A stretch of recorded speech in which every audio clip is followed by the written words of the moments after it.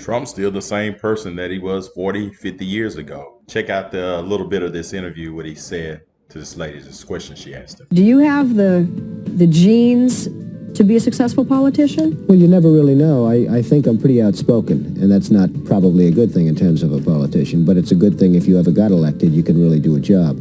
I really like Mike Tyson. He speaks from the heart, and he tells the truth like it is. So check out this video and subscribe to my channel.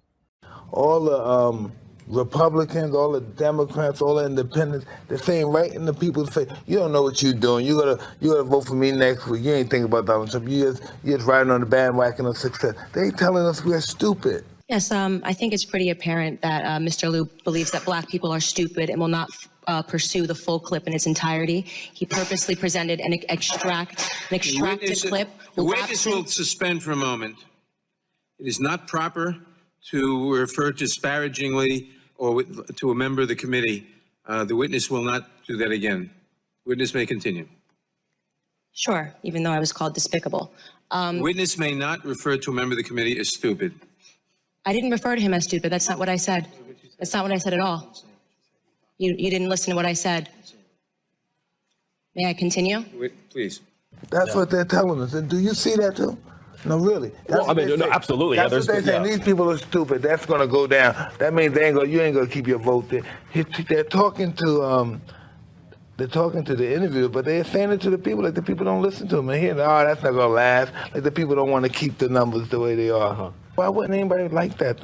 A guy that came from where he came from and doing what he's doing, and now this is where he's at now. Know what that means? That don't mean he's a bad guy, the people don't know what they're doing. That means the people are tired of what you've been doing, what we've been doing the last 20 years. Mm-hmm. That's all it says. Let's try something new.